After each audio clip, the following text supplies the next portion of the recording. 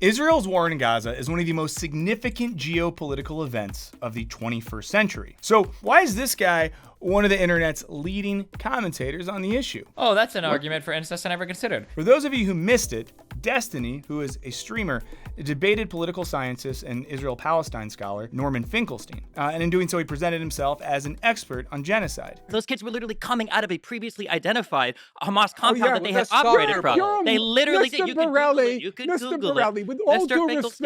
With all due respect, you're such a fantastic moron. It's terrifying. Later he went on and talked about how he absolutely dominated that debate. If the other side doesn't bring up a single coherent point from the entire conversation, which they didn't, and they're like being unhinged the entire time, I feel like hopefully it plays better to me. I definitely could have gone harder though, given how unhinged Norm was. And in the most important election of our lifetime, why is Donald Trump doing a live stream with Aiden Ross? And for that matter, why is one of the most incisive voices on the left not a host at MSNBC or CNN, but a Twitch streamer? Hassan Piker's critiques of liberal policies from within his streaming suite at the DNC apparently got him kicked out. I doubt that, NBC would be getting kicked out randomly. Which is cool. I'll be honest, guys. In general, it's cool to get kicked out of places. It's a cool badge of honor, unless you get kicked out for like a not good reason. Live streamers have become important enough in the political space that they can seemingly change minds, influence elections, and maybe even threaten major political parties. So how did folks like this go from streaming Grand Theft Auto 5 all day to reshaping our political discourse? And are they making a meaningful difference, or just enabling a sort of digital cosplay that lets us feel like we're activists when we're just sort of fueling Jeff Bezos' empire? Jeff Bezos, worst bald man alive. Change my mind in the comments if you think there's a worse bald guy. To understand political streaming, we got to start by contextualizing the seemingly unpolitical world of video game streaming. Because before these guys were interviewing world leaders, most of them were just streaming games from their bedrooms. And they all started over on Twitch, which is an Amazon-owned platform catering to gamers and their fans. And since Twitch took off, some streamers have moved over to competitors like Kick, and pathetic, gross, lame boomers continue to stream here on YouTube. I'm Michael Burns. I'm here with producer Henry. Now, one distinguishing aspect of streaming relative to other types of media is its shocking sense of immediacy. Now, streamers are playing and reacting in real time, and simultaneously their viewers are commenting and maybe even critiquing them in the chat. Go to your Twitch dashboard and check out the new charity function. It makes easier for your chat to donate to charity and doesn't cost you anything. Okay, I'm not doing that right now because we're in the middle of something right now. I don't know if you can tell, but what I'll do, thank you for letting me know, but all right. It's a format that leads to heightened reactions and lots of hot takes. This might be the most transphobic thing that I've ever said in my life.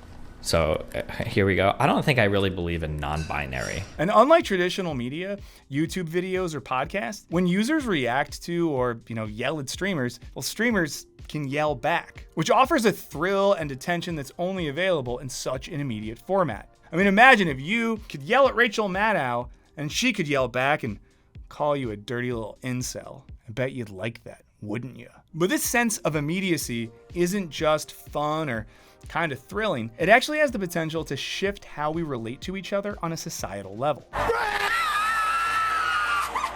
Scholar Yochai Benkler argues that social media democratizes communication by providing direct and unmediated access to information and discourse. As he sees it, digital networks allow for a genuine reorganization of the public sphere by weakening the power of commercial mass media and its owners and providing an avenue for diverse and politically mobilized communication that's less corruptible by money than traditional mass media. Now, in fairness, that was written in 2006, before a world where a bunch of cool, countercultural, free-thinking streamers like Tim Pool got paid hundreds of thousands of dollars by Russians to say stuff on their streams. Not very cool and countercultural, is it, Timothy? But I would say that if any of the Russians are watching this, seriously, you know what I'm saying? Let's get involved. Let's do it. Let's do the thing. I would do it for so much less, like a disgusting amount less. I saw how much you paid Tim Pool.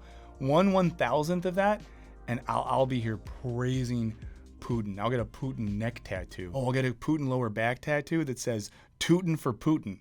That will maybe jiggle when I fart. But shadowy sponsors aside, For Benkler, the decentralization and democratization of information flow makes the public sphere more inclusive and participatory, providing a platform for non-market, peer-produced sources of filtration and accreditation. And this really helps alleviate information overload while also serving as a counterbalance to the concentrated power of traditional media. You can think about it this way, like the best things you've probably watched on the internet are because your friends were sharing them over and over, or a Reddit community you're a part of told you to watch it, right? It's not because some, traditional media source was like, please watch the new Connor O'Malley video. It's called Corey's, and it's a weird exploration of the way our identity split under late capitalism and the way that social media exacerbates those tensions, right?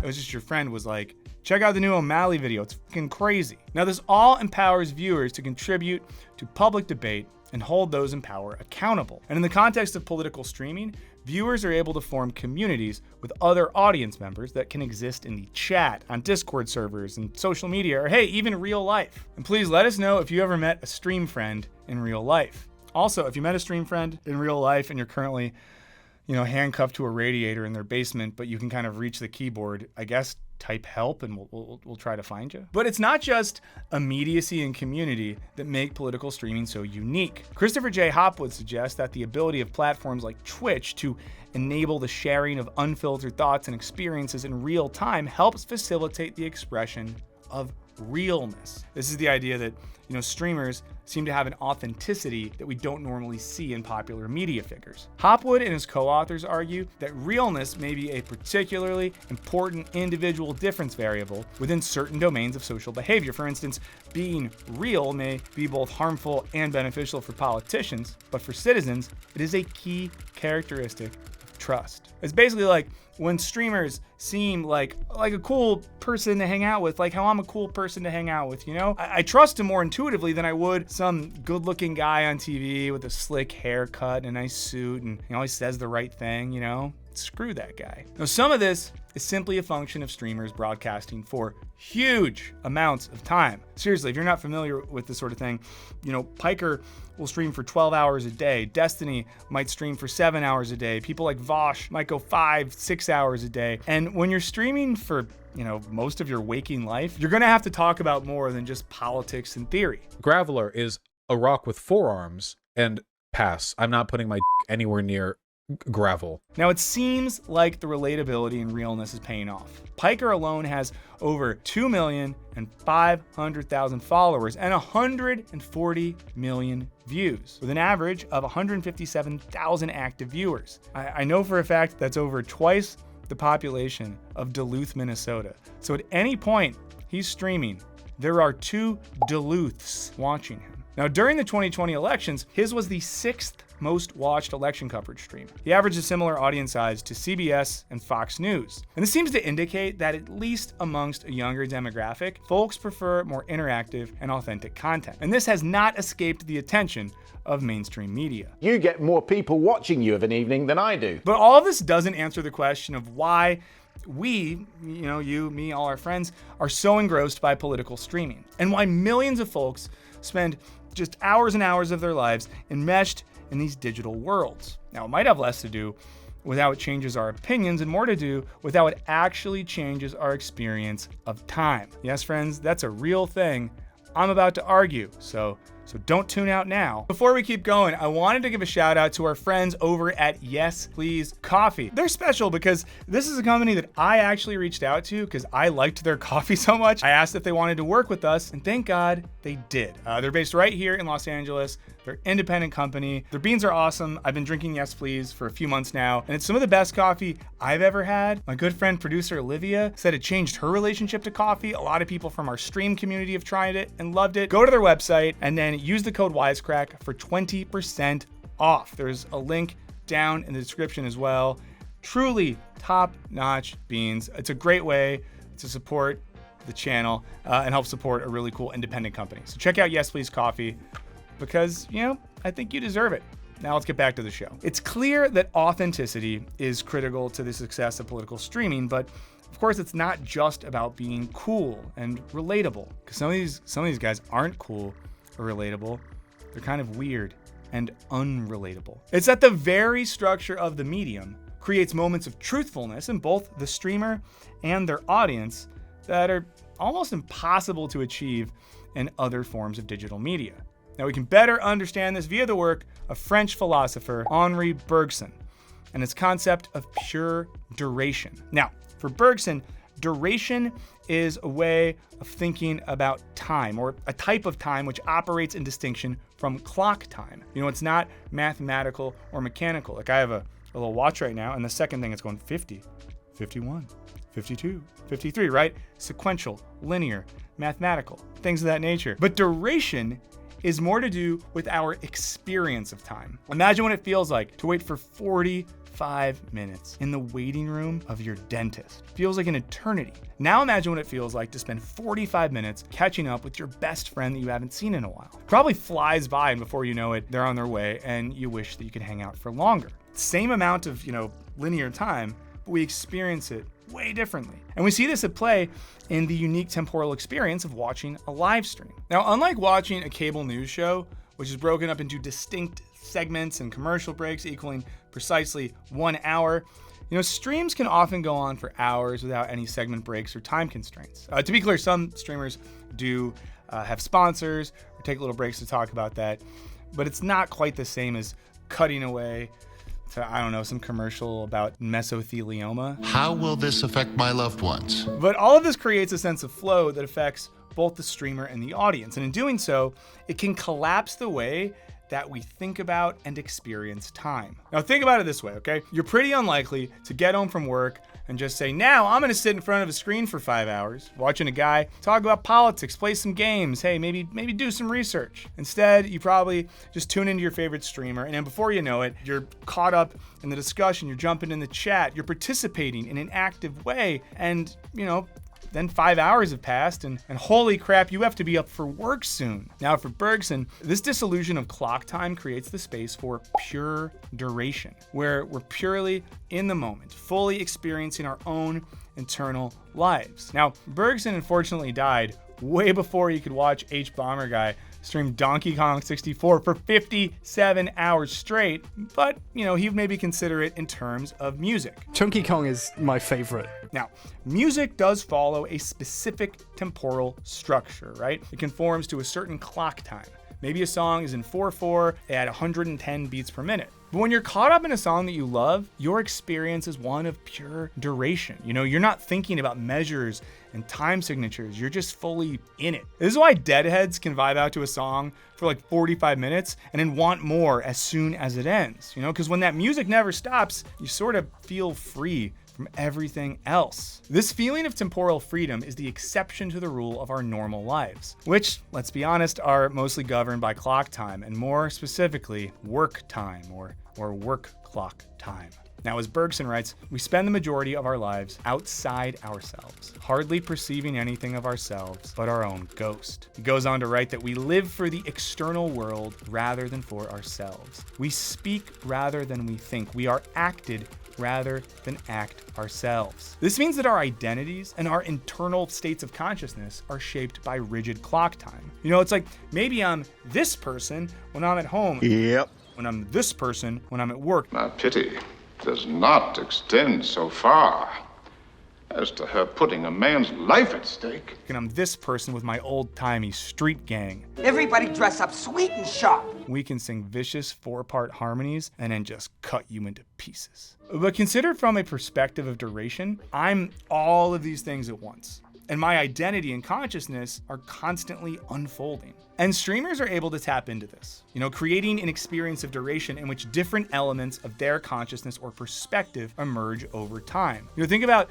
the stream marathons of someone like Ludwig, where dramatic variations in his behavior can create a palpable sense of authenticity. Sometimes even a streamer's mistakes or lapses in judgment or random asides, make them feel most real to us. Hawk Tua on that fovea. Take this time that Hassan Piker, seemingly forgetting that he was streaming, got a little bit distracted. That was my inside voice that came out. I was trying to fucking stop myself. But the sort of realness that emerges via duration doesn't just lead to personal details or accidental bro behavior. It also creates a particular experience for us, the audience. One in which I am actively listening and engaging and experiencing myself thinking in real time. You know, when this is happening, it can feel like my identity is unfolding in dialogue with both the streamer I'm watching and the community that I'm engaging with. This can all create the conditions for the political streamer to truly guide the audience when dealing with tricky or contentious issues and policies. And when they do this, they might help the audience see past rhetorical traps and empty platitudes, ideally creating the feeling that you're learning alongside your favorite streamer. And the authenticity of the medium, mixed with the freedom of duration, can then lower our guards. And that makes us maybe more likely to reconsider our opinions or remain open to ideas we don't immediately agree with. That might sound like I'm being too gracious, but I've seen this a little bit on our tiny little YouTube streams where people in the chat kind of open their minds, debate with each other, change their minds on stuff. It's a very beautiful thing to see. Other times they just say, this channel fell off. Why is he here? Now, we can see some of this in Piker's analysis of a debate between Ben Shapiro and Malcolm Nance, in which, the audience gets all the benefits of having a political commentator who can translate, add context, and fact check in real time. This enhances the audience's understanding and equips them to critically engage for themselves. Okay, it's actually pretty simple. And it's not just that political streamers are able to offer us more honest and authentic analysis than traditional news media. They also have a pretty dialectical relationship with their audiences, participating in an open back and forth that can shift the conversation or lead to digressions and insights that a streamer maybe wouldn't arrive at on their own. The duration of these streams and the communities they engender really do open up new types of interaction between host and audience. One where, unlike most experiences of our media consumption, you feel like being in the audience actually matters. We see this in an instance like Piker responding to his audience when they had concerns about the rise of anti-woke rhetoric. It's no longer going to be irrelevant when that's all you talk about in the next 4 years. I'm just telling you what's going to happen. The unique temporal nature of political streaming might then be one of the reasons that it creates such impassioned communities, which is all well and good. But if you're like me, you might still be a little skeptical of the actual political efficacy of any of this, because sure, political streamers draw audiences as large as traditional news outlets, but are they as politically influential? Now, this question feels especially relevant when we know that networks like Fox News and CNN or podcasts like Pod Save America have exhibited the power to influence voters. Here's the thing that makes streaming so interesting on a theoretical level, that the temporality that comes through an experience of duration might actually be the problem. By keeping folks locked into a consumptive trance, it's arguably doing the opposite of facilitating offline political activism. Which raises the question, are we too busy watching political streams to actually participate in politics? Well, maybe not, because recently